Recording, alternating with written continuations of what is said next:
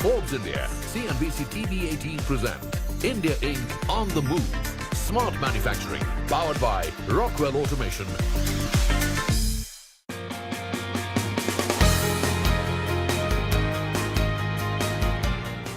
Forbes and CNBC-TV18 present India Inc. on the Move.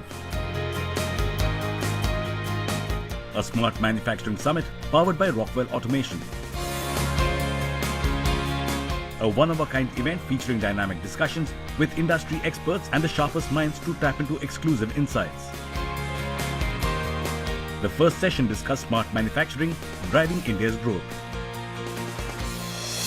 Fundamentally, if you look at what is smart manufacturing means that we have to optimally use all our resources, and then at the same time we have to see it from the customer point of view, that what the customer needs are and how can we give him the best product, best service and best timeliness and best cost.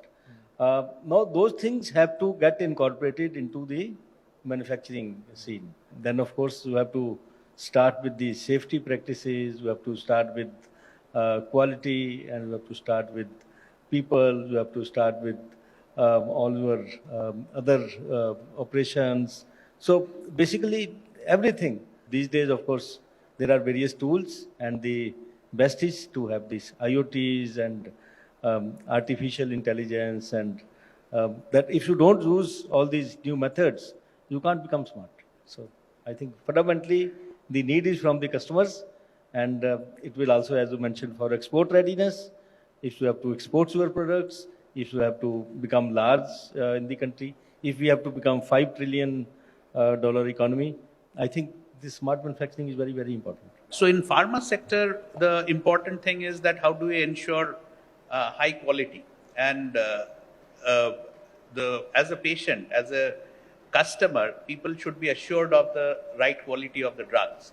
And that is where traceability of the product is extremely important. If I, as a patient, as a customer, would like to buy a costly medicine, I should know that it is authentic and there is no counterfeit there.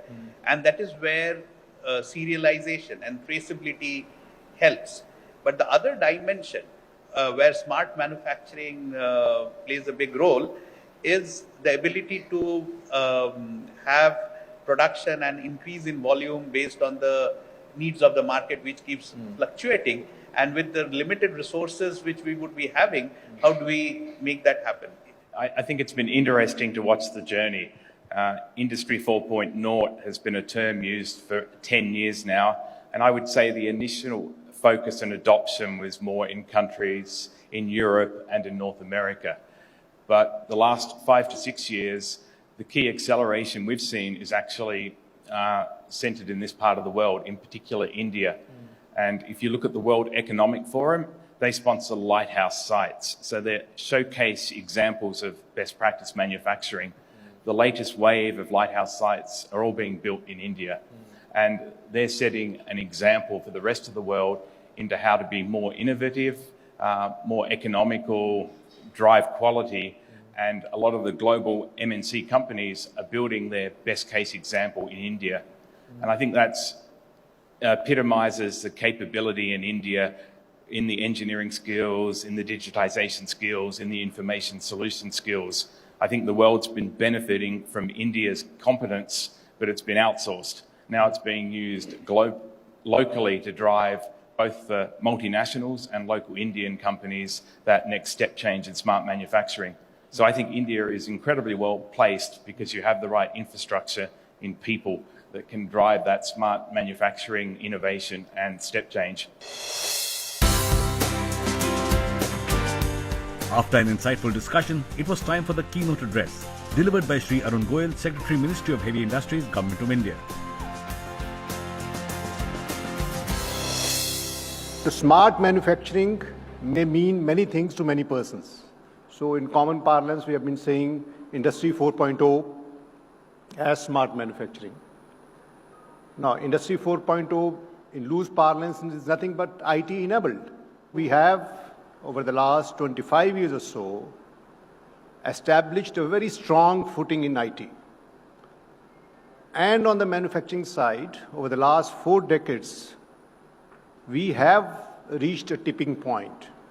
We must have the best quality manufacturing in our country, which meets the best standards globally. Then, because we are a huge market, obviously the cost of production in our country would be competitive for the global market. And that's how, with the domestic demand being met, the supply will be there, where we'll be able to export at competitive prices, because you can't export if your product is not of that level. So we are nudging the industry from that angle in a positive manner on the asking of the industry. And now I'm very hopeful that these kind of gatherings, the interaction, India Inc. is actually on the move. We are for the smart manufacturing, and there is no reason why you people shall not achieve India to be advanced, developed economy by 2047. The next panel discussion was focused on the theme of leveraging data for connected enterprise.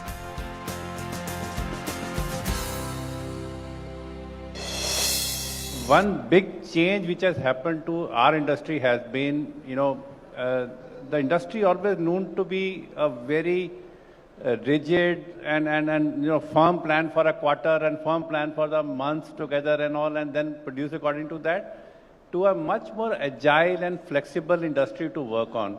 And based on the current availability of components or market demand, how agile you can be to really support our customers. So that has been a fundamental shift in last couple of years on the whole industry dynamics.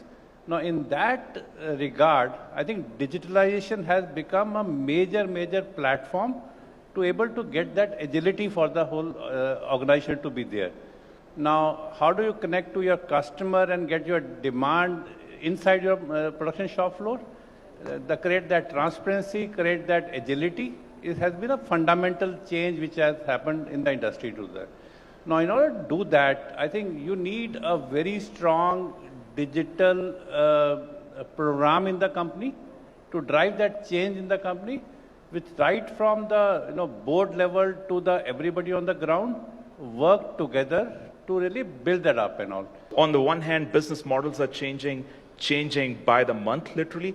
On the other hand, as consumers, we are becoming much more demanding in terms of all the auto variants, and what all gadgetry we like to see inside of that and so forth. So the consumer choices, we want everything to be personalized and all of that. We want things delivered in a very different manner, right? At the same time, upstreams and supply chain, there is a massively different level of uncertainty that exists. And these are non-trivial challenges for manufacturers. If you have to overcome all of these uncertainties and still come out on tops and still make manufacturing lead the Indian economy and become a $1 trillion sector, right? You cannot do it just by practicing manufacturing the way it was done. You've got to really be utilizing the contemporary approaches that the digital technologies are affording to us, right? What are the uses of powerful new paradigms like data analytics, digital twins, digital thread? Can they give you a way to overcome some or all of these challenges?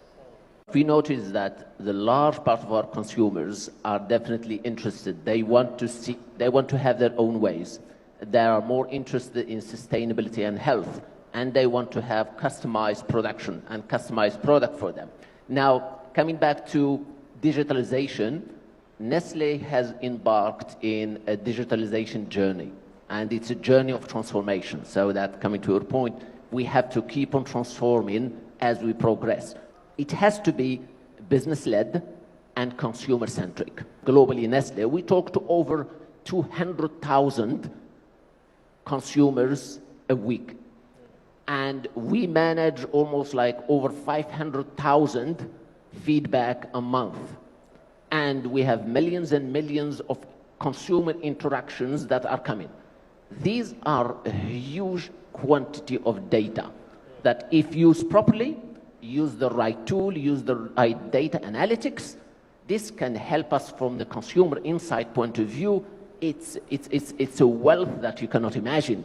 Not only to understand the expectations of the consumers, but also maybe sometimes to exceed the expectations, detect new trend, and also think of new innovations and renovations and see where the consumer wants to go. What are the interests of the consumer? We are an organization which has 16 manufacturing units geographically distributed all across the country and more than 50 project sites, 3 engineering centers. And there's a tremendous amount of data that gets generated that needs to be secure. For us to deliver a project on ground for which the activities start at various manufacturing units, and the activities would start probably with the engineering part, then the procurement, then the manufacturing, dispatch, finally the erection, commissioning, testing at site.